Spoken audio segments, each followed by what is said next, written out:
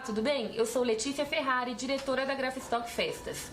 E hoje nós vamos abordar um assunto polêmico, direito digital. Nós queremos compartilhar com vocês nossas experiências e convidamos a doutora Gisele. Assista o vídeo e deixe seus comentários. Olá, tudo bem? Meu nome é Gisele Truzzi, eu sou advogada especialista em direito digital. Eu atuo nessa área já há 14 anos, sendo 10 com um escritório próprio, onde a gente só atua no segmento do direito digital e também assuntos relacionados à segurança da informação. Boa tarde a todos, obrigado pela presença e pela audiência de vocês.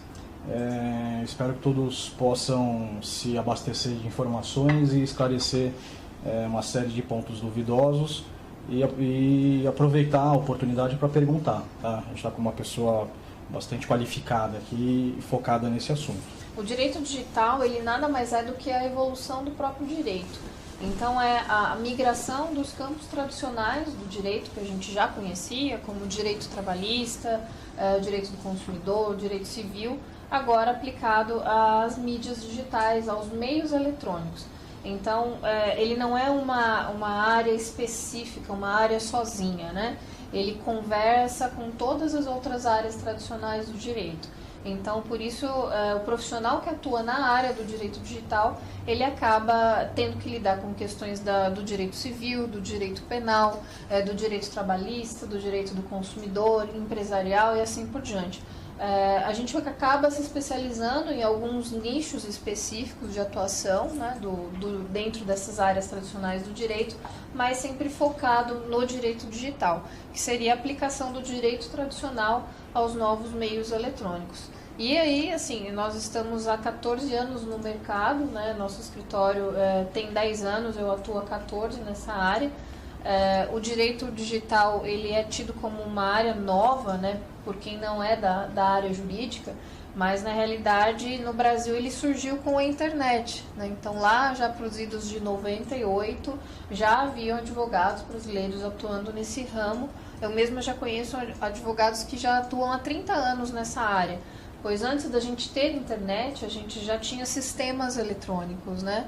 Então ele não é tão novo assim para gente que já atua nessa área, né? Mas ele acaba sendo uma novidade para quem não vê muita coisa sobre isso na mídia. Quando a gente fala de mídia digital, a gente cria uma conta em uma rede, em uma plataforma, a gente tem a tendência a se apossar dessa plataforma, né? Tanto que a gente fala o meu Instagram, o meu Facebook, né?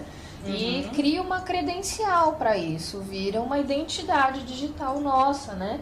Tão comum que tem gente que não consegue viver sem, né? Assim, se a pessoa deletar suas contas, ela não sabe viver sem. Conheço vários adolescentes que tiveram problemas com redes sociais. E as únicas soluções para intermediar o problema era deletar a conta por um determinado período, porque a pessoa estava recebendo ameaças e tal, e sob hipótese alguma eles queriam deletar suas contas. Então tem esse sentimento de propriedade, essa situação que hoje em dia não se separa mais o físico, o real do virtual, né?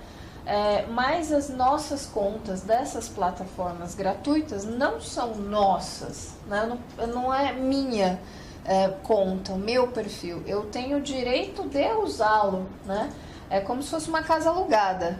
Ela é sua, mas não é. A gente tem um limite aí de uso, tanto que toda plataforma tem termos de uso que funcionam como contratos, né? E são válidos como contratos. Aquilo que você dá o seu ok, o seu de acordo, você está dando autorização para a plataforma utilizar esse conteúdo, utilizar esses dados.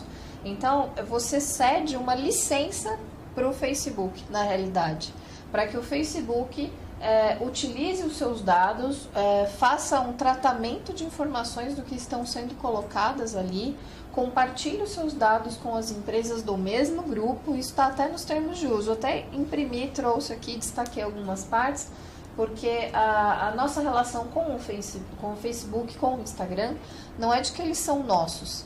A gente tem uma licença de uso, né, dessas plataformas, e a gente também acaba cedendo uma espécie de licença de uso do nosso conteúdo para essas redes. Então a gente deve entender que a gente não é dono dessas contas.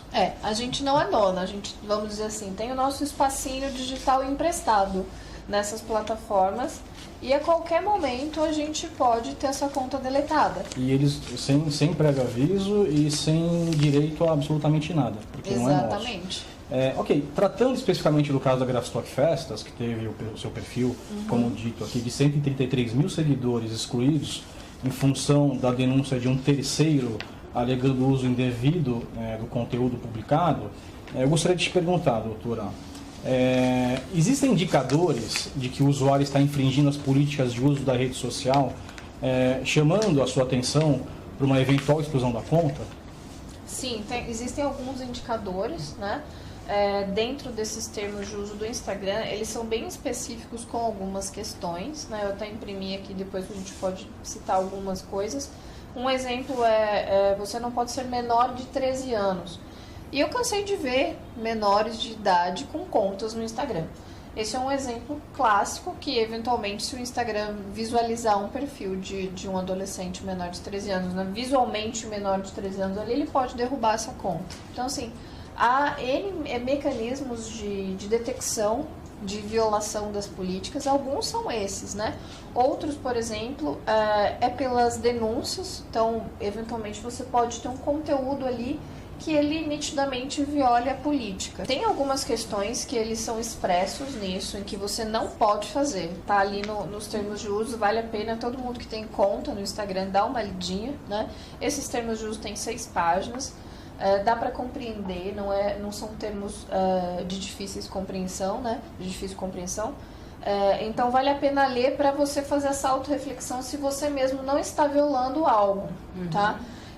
Essas questões que você não pode fazer uso disso, eles são bem expressos. Então, nesses pontos, se de fato você estiver fazendo isso que eles alegam que é proibido, sua conta poderá, sim, ser sumariamente excluída até sem aviso prévio. Quem denuncia precisa provar para o Instagram aquela denúncia e que aquele conteúdo lhe pertence? Não necessariamente, tá? Há situações em que entra nessa guerra comercial. Eu já vi muitos casos de concorrente que resolve denunciar vários posts do outro concorrente para tentar ver se aquilo cai, se a conta do concorrente é derrubada. E já vi esse tipo de atitude vil dar certo, né? Há outras questões que envolvem propriedade intelectual que o Instagram e o Facebook pedem para você provar que você é o autor daquele conteúdo, que você é o dono daquele conteúdo, é o detentor daquele conteúdo. Então aí você tem que subir um material de sua autoria ou um certificado, ou algo que prove que você é dono daquilo, ou que você produziu aquilo. Você sobe em um link dentro daqueles formulários, né? De denúncia, e aí o Instagram, o Facebook vão analisar. De fato, ele está denunciando isso porque o outro ali está publicando um material dele ou de propriedade dele sem autorização. Existe uma equipe física ali de pessoas que ficam checando todas essas denúncias. Eles têm uma equipe física e também tem softwares automatizados, tá? Então aí depende do volume de denúncias e do tipo de denúncia que chega. Há denúncias que já caem diretamente nessa automação, né? Que é um robozinho, é um software que analisa isso, como por exemplo, exposição de pele. Se você colocar uma foto com muita área de pele exposta, provavelmente a sua foto vai cair. Sem você receber denúncia. Isso já tive avaliação de algoritmo. É um algoritmo que lê tons de pele. Eu já tive exemplos que chegaram até mim da pessoa que postou uma foto na praia de biquíni e a foto não parava no Instagram, né? Não é só questão, exposição de mamilos ou não, bastou isso, né? Eu também já tive um conhecimento de um fotógrafo que estava numa tribo indígena e fez uma foto de uma cerimônia, de um ritual indígena que estava acontecendo ali e os índios estavam nus, né? De costas, e aquela imagem não parou no Facebook. Então ele não entende contexto, é um algoritmo, um software que ele vai entender tons de pele. Também tem uma equipe de análise do Instagram e do Facebook que são pessoas físicas mesmo, né? Eles têm esse software de automação, de análise já por algoritmos, por inteligência artificial, mas também há grupos de pessoas espalhados pelo mundo inteiro para analisar conteúdo que é publicado diariamente, tanto no Facebook quanto no Instagram. E aí são pessoas comuns que são analistas de mídia dessa empresa e elas estão lá vendo milhares de coisas que sobem na plataforma todos os dias. E aí elas vão taguear se aquilo viola os termos de uso ou não. E aí, obviamente, isso vai de acordo com a bagagem cultural que elas têm. Você pode ter uma mesma foto que é subida no Instagram de alguém que está no Oriente Médio e essa foto foi tagueada como imprópria e a conta foi excluída, e a mesma foto por uma pessoa localizada no Brasil e a foto ficou lá. Então tem essa diferença, né? Não é uma régua única para todos, né? Essa questão do que sai e o que não sai da rede vai de acordo com essa análise pessoal. Infelizmente isso pode acontecer se você não tiver um contrato de licença de uso com a marca, tá? Obviamente vai muito de uma questão assim, o quanto que essa marca detentora dessas imagens, desses personagens, se preocupa com os pequenos produtores, né? Quanto que ele está de olho se estão usando a marca dele, né? Um exemplo que a gente vê muito claro no mundo físico, que a gente usava isso muito em aulas sobre propriedade intelectual. A letra da Coca-Cola, ela é muito autoral, né? Ela é uma assinatura, todo mundo vê aquele grafismo e fala a letra da Coca, não é? Então, se você vê num bar de esquina o nome do bar escrito com aquela letra, você sabe que é a letra da Coca-Cola. Essa é uma marca visual da Coca. A Coca-Cola tem direito autoral sobre a marca visual, sobre essa marca que não é nome, né? Não é nominativa, ela é uma identidade visual, né? Então, em tese, a Coca-Cola poderia processar esse bar da esquina pelo uso do grafismo da letra. Então, por isso, qualquer outra empresa detentora desses personagens, identidades visuais, tipos de fontes de grafia, ao saberem do uso desse conteúdo, que é autoral deles, produzido por eles, eles podem sim tentar derrubar esse material. A empresa manda uma notificação extrajudicial para essas pessoas, essas marcas, essas empresas que estão fazendo uso indevido, né? Uma vez atendida, ok, parou aí. Como você disse, essa empresa era detentora dessa marca e eventualmente essa marca apareceu em algum conteúdo de vocês dentro do perfil de Instagram. A empresa poderia tomar N medidas. Uma delas seria notificá-los extrajudicialmente para remover tudo que tivesse vinculado a essa marca, ou já ir lá nesse conteúdo diretamente a fazer as denúncias. E muito provavelmente eles devem ter comprovado essa autoria, né, a propriedade, né, material e intelectual desse conteúdo autoral. Porque o Instagram ele tem níveis, na verdade ele tem uma organização de denúncia, sim, né? Tem, há um fluxograma. Isso. Eles podem escolher aleatoriamente alguém, ou eles já podem estar fazendo um trabalho interno, minucioso, de varredura desses conteúdos. Pois assim como qualquer um de nós podemos publicar coisas com hashtags, né, para que isso indexe no sistema de busca das plataformas, as empresas que têm interesse em saber como que está a reputação das suas marcas por aí, Fluminense faz a mesma coisa, inversa, né? Há softwares de métrica em que você cadastra termos de busca, marcas e nomes, e você monitora isso pela internet em tempo real. Então você fica sabendo qual marca sua é mais mencionada em determinada rede, em determinada rede social, se é YouTube, se é Instagram, se é Facebook. E aí você vai entrando nesses conteúdos e vê qual é o conceito, o conteúdo que estão te dando para aquela menção. E aí você vai escolhendo, bom, esse aqui é uma menção que eu não autorizei, então eu vou começar a separar as menções que eu entendo como negativas e positivas. E aí posso começar a atacar todas essas menções que eu entendo como negativas.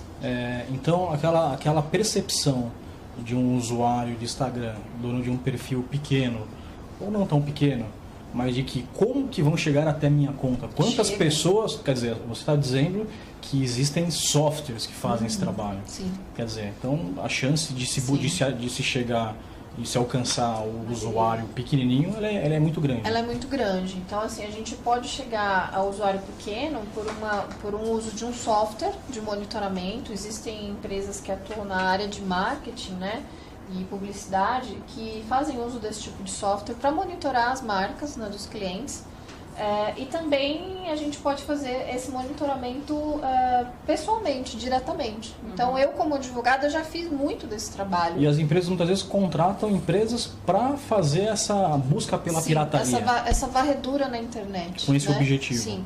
Eu mesma já fiz muitas vezes esse trabalho para outras empresas que queriam saber como andava o nome a marca delas na internet. Então você joga o nome de uma marca, o nome de um produto que você tem como um alvo e sai pesquisando por aí. Você pode fazer isso no Facebook, no Instagram, no Google em geral, no YouTube, e começa a linkar todos os sites, todas as URLs que você está encontrando. E aí nessas você pode jogar uma hashtag específica no Instagram, você vai ter inúmeros conteúdos que vão aparecer vinculados a essa hashtag, e você vai entrando um a um para entender o que é esse material, e você fala, opa, esse aqui eu quero que retira, porque eu não autorizei. Se você usar um repost, esse conteúdo é dessa pessoa que você está repostando, né? E você compartilhou isso, isso é muito melhor do que você subir um print seu de tela, né? Você corta esse conteúdo, que às vezes a gente vê por aí, né? Achei legal esse post aqui, eu vou cortar, eu vou subir e vou colocar como se fosse meu, como se fosse eu que fiz. Você pode ter problemas com isso. Então, fazer o repost é muito melhor do que usar esse material como se sendo seu, tá? Porque você tá acreditando ao outro, tá dando o link para o outro. Você colocar uma foto dessa pessoa que ela autorizou, né? Publicar é sempre importante ter essa autorização. Perguntar ali online, seja por WhatsApp, seja por mensagem, posso publicar, e ter esse ok dela por ali também. E de fato, então, publicar o conteúdo e marcar a pessoa, dando os devidos créditos ao qual foi a participação dela nisso, e isso tá ok. A reprodução do Mickey e da Minnie em biscuit ou em feltro, eu entendo que aquilo é uma interpretação do artista, tá? Não é uma cópia. Você não vai fazer exatamente igual, você vai fazer uma interpretação, uma releitura. Seria, se a gente fosse comparar na música, seria uma versão, né? Eu entendo que dentro das limitações que o material tem, que a pessoa tem, dentro do subjetivo dela em criar aquela obra de arte, eu entendo que pode, tá? Se ela também, vamos pensar assim, se ela for atuar num nicho de festas, que ela não é uma empresa gigantesca, e ela vai ter uma atuação comercial assim super intensiva, restrita, né? Okay, então assim, se ela vai ter uma atuação mais local e restrita, algo pequeno, se a exploração comercial for pequena, algo mais artesanal, né?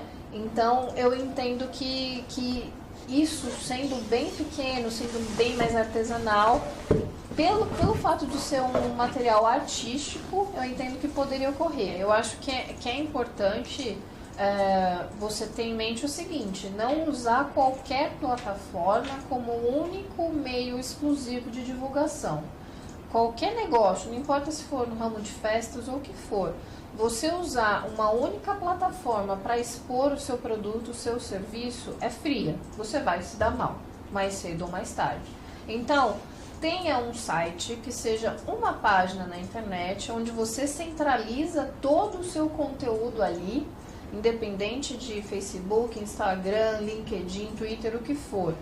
E ali você tem o domínio sobre o seu conteúdo. Se um dia o Instagram cair, teu material está todo ali hospedado no seu site, né? Não depender de uma única rede. Até porque essa rede pode sofrer um ataque, um bug, ou eventualmente ela sai da moda, né? A gente viveu nos tempos do Orkut e de repente o Orkut saiu. O Google Plus está saindo aí do ar, né? Então, você focar a sua divulgação em uma única rede, você está cavando o seu fracasso, tá? Então, assim, é legal você usar das ferramentas de divulgação das redes sociais como um plus, né? Como um a mais ali para jamais como seu único negócio. Jamais como único negócio.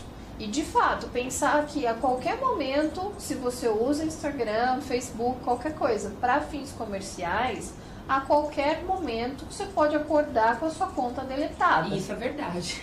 Sim, isso é verdade, Isso sabe? é verdade. E pode você até não ter feito absolutamente nada, mas simplesmente ser um erro ali da plataforma ou ocorrer uma invasão em massa, qualquer coisa. Você está depositando no outro o seu conhecimento, a sua plataforma, os seus dados, o seu produto. Você vai confiar nesse pessoal totalmente? A denúncia, nós estamos retratando essa situação. A denúncia parte desta pessoa. Agora, pro lado do Instagram, enquanto empresa, enquanto negócio, não atender a essas denúncias, né, implica em que, em processo para o Facebook, essa energia e essa preocupação de criar canais tão claros para que as pessoas possam denunciar, está diretamente relacionado a isso? Se eu não atender, eu vou ser o responsável e eu vou ser processado? Tem a ver sim, tá? Porque uma vez que o Instagram, o Facebook, que a rede social permite que outras pessoas coloquem ali seus conteúdos, ele precisa ter mecanismos de denúncia e mecanismos de exclusão de conteúdos que sejam ilícitos ou que não se adequem aos termos de uso, tá? Por quê? Primeiro, porque a plataforma dele, ele precisa colocar ordem naquilo. Ele que dita o que vai acontecer ali. Segundo, porque a plataforma sendo dele e ele propiciando os seus serviços para outras pessoas, essas pessoas eventualmente podem usar esses canais como meios ilícitos, tá? Para a prática de crimes, enfim.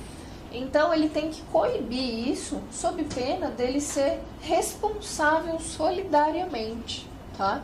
Então, se essas redes não tiverem um canal de denúncias, não analisarem os conteúdos, as denúncias recebidas, não excluírem esses materiais, que outros aleguem que isso é ilícito, eles podem sim ser processados como corresponsáveis daquele ilícito. Esse é uma zona cinzenta ainda, né? Eu acho que vai de cada marca, da postura de cada marca no mercado. Então, vocês tiveram um exemplo dessa marca, né, detentora da LOL, que agiu dessa maneira super rígida, né, de já excluir o conteúdo e não permitir outras pessoas também e tal. Podem haver marcas que são um pouco mais compreensivas nisso e que sabem do uso ali dos seus personagens, das suas hashtags por uma infinidade de pessoas, mas acabam permitindo isso. Então isso vai da postura da marca, do posicionamento da marca no mercado.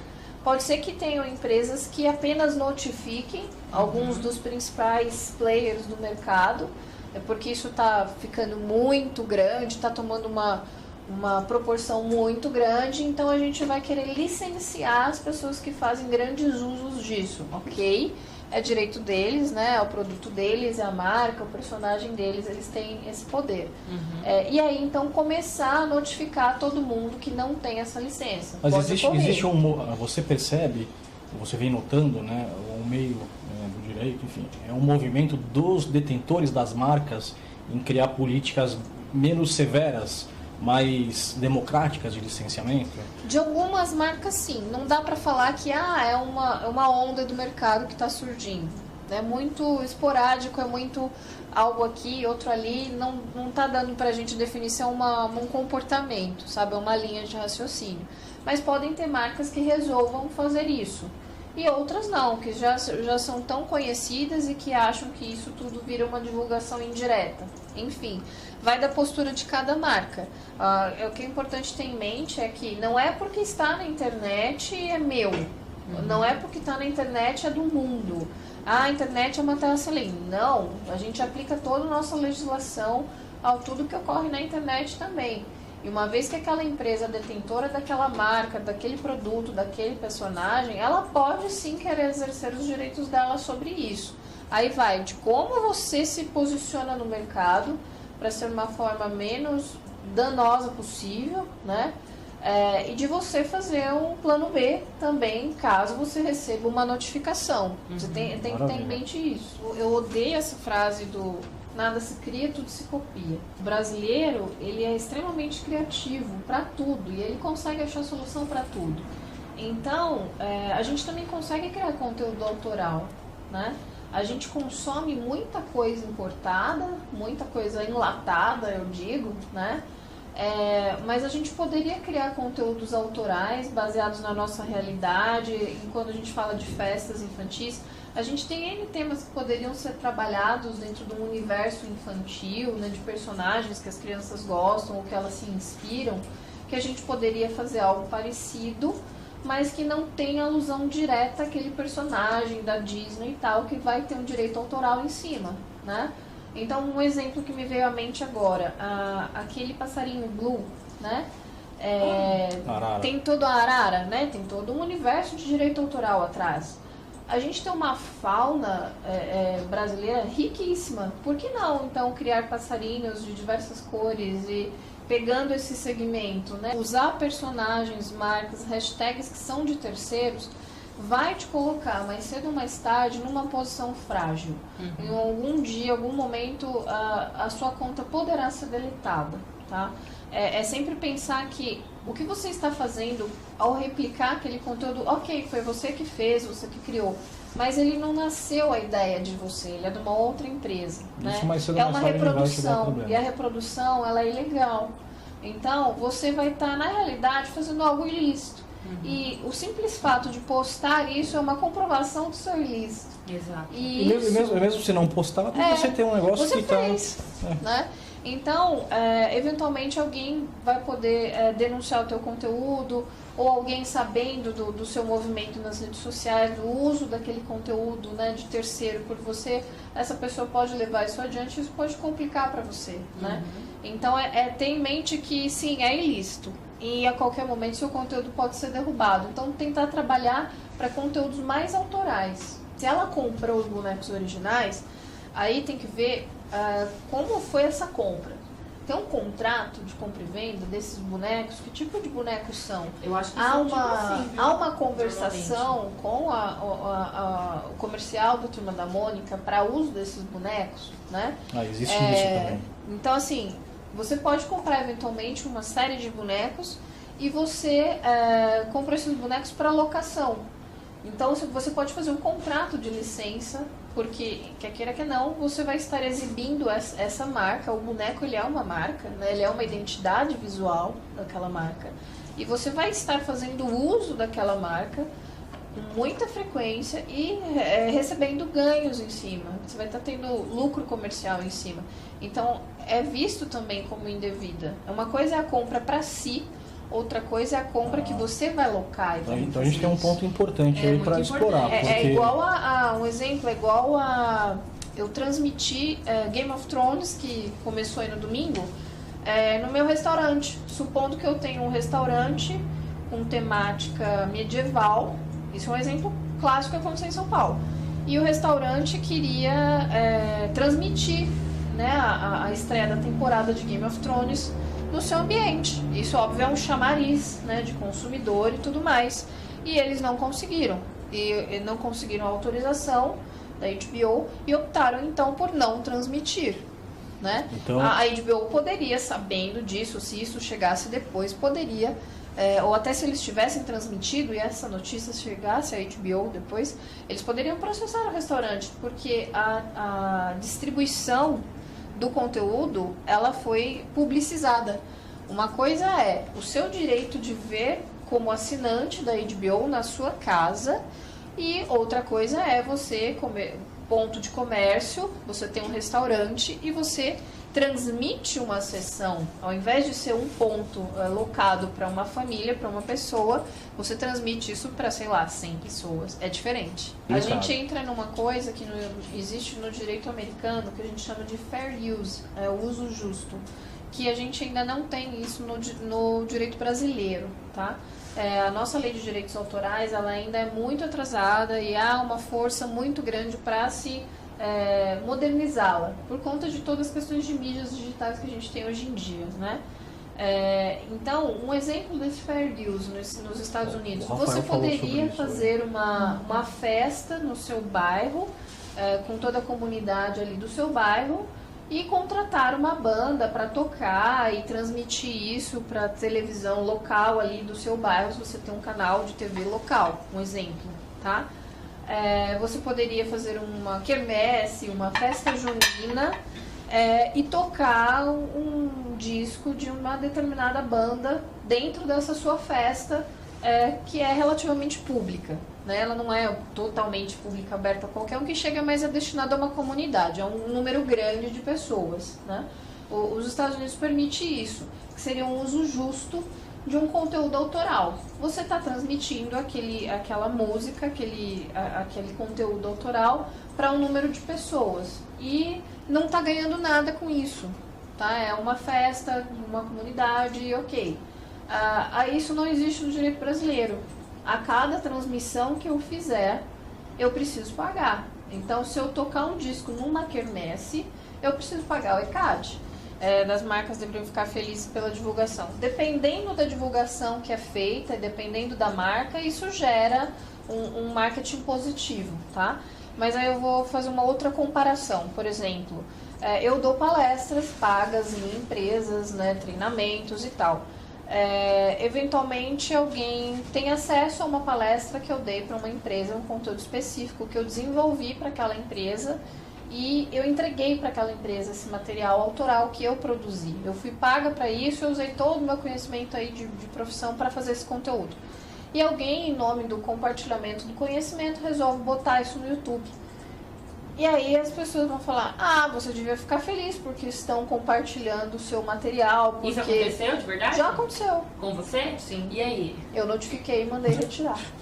Fazer isso como advogado é brincadeira, né? Ai, meu Deus do Então, céu. assim, acho bacana compartilhar o conhecimento, só que o conhecimento também é tempo, também é dinheiro investido, né? É muito trabalho. Se eu deixar aberto um conteúdo que eu fui paga para produzir, além de ser injusto com quem me pagou para fazer aquele conteúdo, eu também vou estar deixando de ganhar futuramente com aquele material, porque então vai estar aberto, tá lá no YouTube, ninguém vai querer comprar de mim, né? Então, há controvérsias, nem sempre todo compartilhamento, toda viralização, todo conteúdo, toda reprodução, ela é bem-vinda. Nós tivemos notícias, né, recentemente, de Instagrams que foram hackeados e que posteriormente acabaram sendo restabelecidos. Numa situação de você ter o seu Instagram hackeado, qual que é a responsabilidade que o Facebook, o Instagram tem sobre isso e qual a obrigatoriedade que eles têm em te devolver este Instagram? Tá. Ótimo. Essa questão tem a ver com aquela outra que a gente abordou, que eu expliquei que a nossa conta da rede social não é nossa, né? A gente tem um espacinho lá alugado, vamos dizer assim. Então, em tese, alguma situação desse tipo, como uma invasão por um terceiro e que você acaba perdendo a sua conta, isso pode ocorrer com qualquer um de nós. E a responsabilidade que a plataforma tem é de demonstrar que ela tem um backup dos seus dados e depois ela pode te entregar isso para você subir todo esse conteúdo novamente, ou ela tem um backup exatamente igual da sua conta e ela pode restaurar a sua conta após o hackeamento da sua conta ou após a sua conta ser apagada por engano. Pode ocorrer também, tá? Então ela tem que demonstrar para você que ela aplicou ali os seus melhores esforços para restabelecer a situação. Então, se sua conta for invadida e tiver alguém usando o seu nome, né, usando a sua conta como um terceiro, estiver postando conteúdo ilícito ali e tal, você pode requerer para o Instagram que essa conta seja deletada. Então aí, como o perfil já foi invadido, sua conta já foi tomada, geralmente o que eles vão fazer é o seguinte: vão deletar esse perfil, vão se desculpar e tudo mais, e aí você vai ter que subir tudo de novo. Ou eles podem te dar uma cópia daquilo tudo que você já postou para que você restaure a sua conta. Hoje em dia, por conta do GPDR, que é o Regulamento Europeu sobre Privacidade de Dados, E ano que vem, por conta da LGPD, que é a lei brasileira também de privacidade de dados, as empresas serão obrigadas a fornecer ao usuário uma cópia dos seus dados quando solicitado. Então é aí que a gente se baseia caso nossa conta na rede social seja excluída por engano ou invadida. Então eles têm essa responsabilidade de cumprir essa legislação em específico, porque essa lei fala especificamente do fornecimento de cópia dos dados para o usuário, tá? Agora, se ocorrer um outro problema que não é culpa do Instagram, não é um vazamento de dados ocorrido ali internamente na empresa, ou como ocorreu com o Facebook, né, no caso da Cambridge Analytica, que estava fazendo um uso de dados do Facebook, ocorreu um vazamento de dados e houve responsabilidade comprovada do Facebook aí. Então, se for comprovado que a responsabilidade não era deles, eventualmente eles podem não ter responsabilidade alguma em restaurar a sua conta. Tá? Se houver alguma dificuldade nisso, pode ser que a sua conta não seja restaurada, se esse problema não veio da própria plataforma. Tá? Eles não têm, teoricamente, eles não têm nenhuma obrigação de restabelecer a sua conta. Teoricamente não. Tá? E a gente também ouviu casos de contas grandes que foram hackeadas e que houve um esforço do Instagram em restabelecê-la. Entendendo que o Instagram não é responsável, por quais motivos o Instagram se empenharia em te devolver esta conta? Uhum. Porque essa base de dados que foi formada é interessante para eles? Uhum. Alguns casos de contas que foram hackeadas, melhor dizendo, craqueadas, né? Que o hacker é que ele usa do conhecimento dele para informática para mostrar vulnerabilidades, e o cracker é aquele que usa disso para fins ilícitos, né? Então, aquelas contas que foram craqueadas e o Instagram não conseguiu devolver, ele pode ter ali um pedido de desculpas com o usuário e ficar por isso mesmo, paciência, e o usuário tentar processar a rede, enfim. Mas aí, pelos termos de uso, há essa possibilidade de ocorrência, né, de danos por terceiros. Então, o Instagram consegue se eximir dessa responsabilidade. Outro ponto, é um serviço gratuito, né? Então, não espere alta segurança e privacidade de algo que você não paga, tá? Então, assim, acredito que pode ocorrer dessas contas mais volumosas, deles terem conseguido recuperar isso por questões que eles eram pessoas mais ligadas à mídia, eram pessoas famosas, e isso poderia ficar mal para a reputação do Instagram. Uhum. Eles também perdem uma massa de dados, né, grande, que eles também fazem uso disso, né, quando grandes contas são deletadas, né, porque a gente tem que pensar que hoje na internet nós somos a moeda. Os nossos dados são a moeda de troca da atual sociedade. A gente paga tudo com os nossos dados. Então, você é fala, sério, hein? É muito sério. Então, assim, você diz que o serviço gratuito. Gratuito nada, você está pagando com isso. Os seus dados que você preencheu para ter essa conta são a moeda. As informações que você trafega por essa rede são moeda. Os dados de navegação, a inteligência artificial, a engenharia social que a própria rede está construindo, o perfil que ela está fazendo de você, isso é uma moeda para eles. Eles ganham muito com isso porque isso faz parte de construção de perfis, que a gente chama profiling, e de uma massa de dados muito grande, muito rentável no mercado atual, que é o Big Data, que ela é vendida para terceiros, que ela é repassada para outras empresas do mesmo grupo econômico. Os anúncios patrocinados, eles são divididos em categorias, né? Quando você paga um anúncio, seja no Facebook ou no Instagram, você escolhe para quem você quer exibir, né? Baseado em idade, em localização, sexo, gênero e tal. Então isso é uma massa muito boa para publicidade, as redes sociais. Então eles usam dessa massa de dados dos usuários para vender esses anúncios. E aí então eles exibem os anúncios que você está comprando, que você está pagando, para as pessoas que você segmentou, né? Então, quando um anúncio aparece pra gente no Instagram ou no Facebook, é porque a gente entrou em algum funil ali que fazia parte de um perfil para aquele anunciante. Aquele anunciante marcou uma caixinha de seleção que a gente estava enquadrado naquele perfil, em algum momento, tá? E por isso o Instagram, o Facebook está ganhando dinheiro com esse anúncio. E a gente está tendo esse anúncio exibido na tela. Então, todo mundo ganha nessa, vamos dizer assim, nessa manipulação de dados. O Instagram, o Facebook ganham. O anunciante ganha, porque ele vai ter uma publicidade extremamente dirigida, é muito boa, ao invés de você anunciar em banners de internet ou somente no Google Ads, né? Para o usuário pode ser boa, porque às vezes faz parte dos nichos de interesses dele, então ele vê coisa dirigida, não é?